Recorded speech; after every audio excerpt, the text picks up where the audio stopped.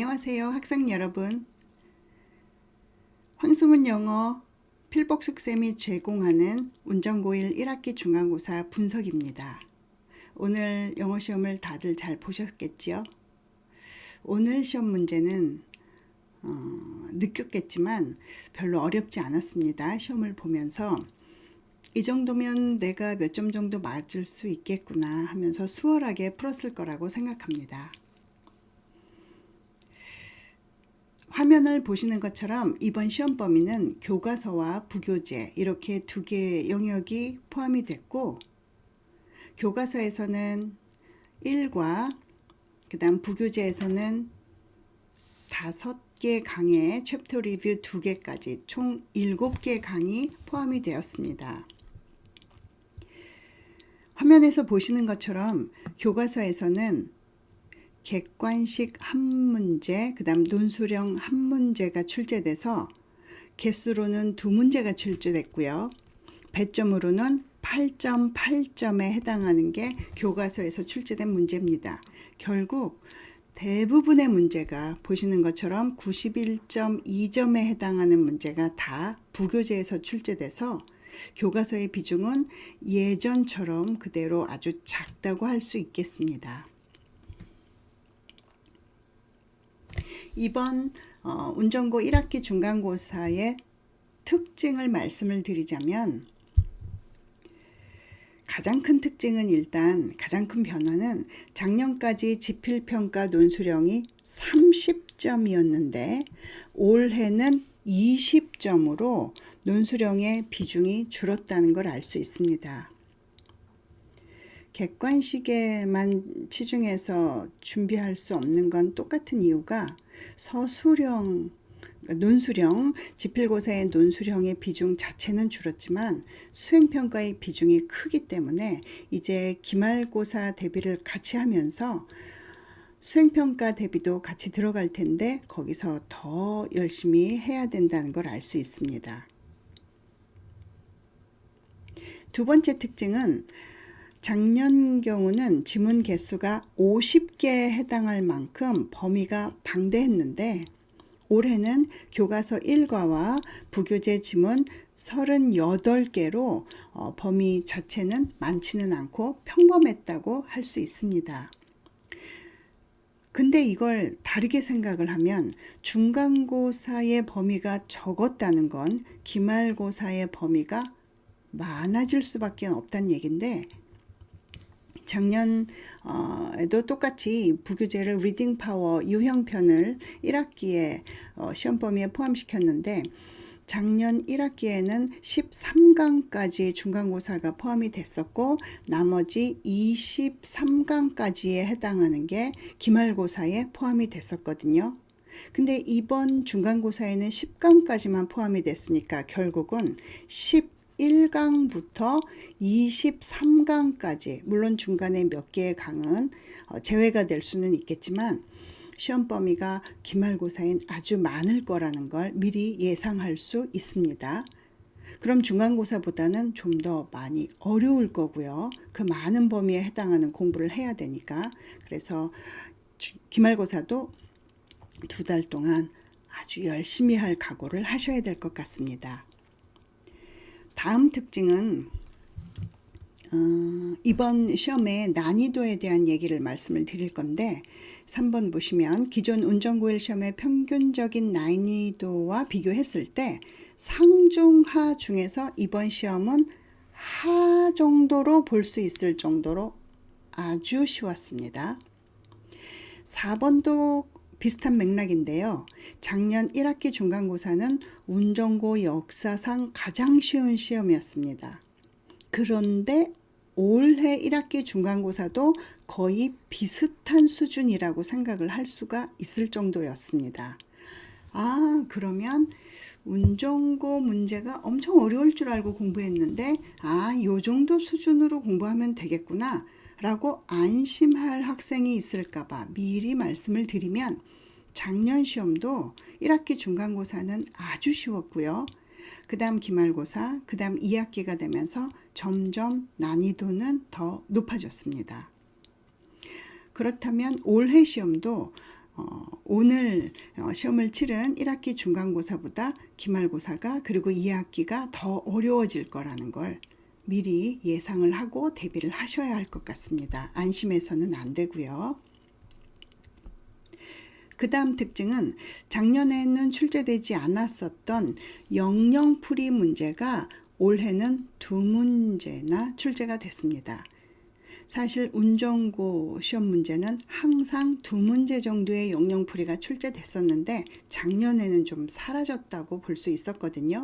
근데 올해는 2문제가 다시 출제된 걸 볼 수 있고, 또 다른 특징은 6번 수능 유형과는 다른 유형으로 최근에 안 보이던 운전고 대표 유형인 심화일치 문제가 올해 다시 부활을 했습니다.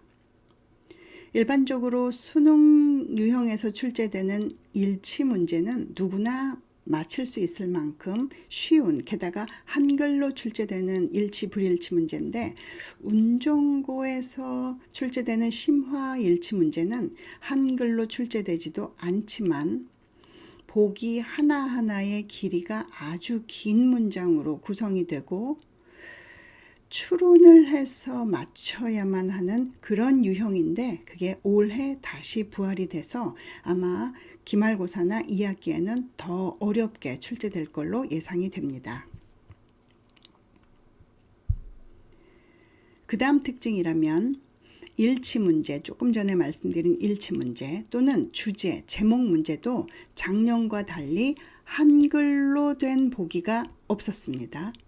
작년 1학기 중간고사는 많이 쉬웠다고 좀 전에 말씀을 드렸는데 그 쉬운 배경에는 운전고 시험 문제답지 않게 한글로 된 보기가 많이 출제됐었거든요. 근데 올해는 한글로 된 보기가 전혀 없이 모두 영어로만 출제됐고요.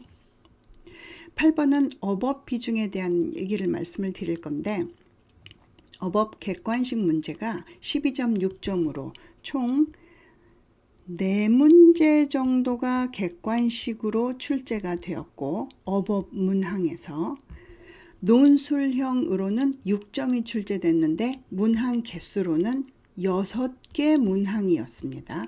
1점짜리 틀린 부분을 찾아서 올바로 고치시오 하는 문제가 6문항, 총 문항 개수로는 10문항으로 배점은 18.6점으로 크지는 않았지만 문항 개수로는 10문항으로 체감하기로는 어법이 어렵고 어법이 많아 이렇게 느꼈을 거고요.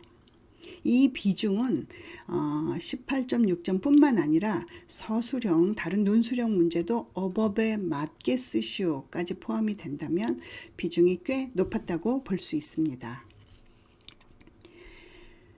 2번 이제 그 황승훈 영어에서 운전고1 1학기 중간고사를 분석하면서 논술형에 대한 얘기를 말씀을 마지막으로 드리자면 이번 시험에 출제된 논술형은 2-3단어 정도로 요약문에 빈칸을 채워라 하는 정도의 비교적 쉬운 논술형이 출제됐고 기존에 긴 문장을 영작하도록 요구하는 어려운 유형은 이번에는 출제되지 않았습니다.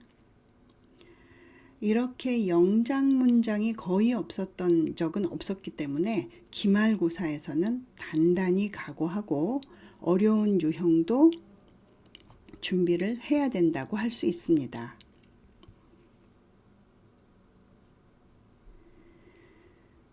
특징 마지막 페이지인데요. 작년부터는 모의고사도 출제가 되지 않았고 외부 지문도 출제가 되지 않았는데 이 유형은 운전고 대표 유형입니다. 예전 운전고 같은 경우는 오랫동안 교과서와 부교재, 테드 지문, 영어 소설, 모의고사까지 4-5개 영역의 시험 범위가 많이 포함이 됐었는데 작년부터는 모의고사가 아예 빠졌고요.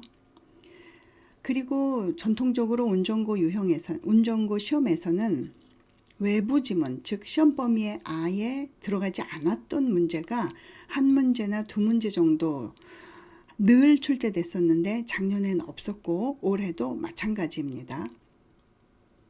마지막 특징은 운전고의 대표 유형이라는 건 원문을 활용해서, 즉 시험 범위에 있는 지문이 아닌데 시험 범위에 있던 지문의 앞이나 뒤에 있는 한 단락 두 단락을 새롭게 출제하는 유형이 있었는데 최근에는 그것도 사라졌다고 볼 수 있습니다. 그래서 올해도 마찬가지였고요.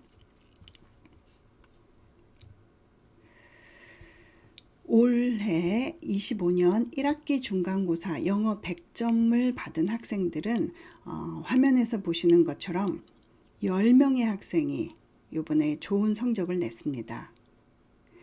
현재 오늘이 이제 영어 시험 본 날인데 오늘 파악한 학생이 10명이고 아직 저에게 문자를 시험 결과를 알려주지 않은 학생들도 있을 거라서 이 안에 조금 더 추가될 수는 있다고 볼 수 있습니다.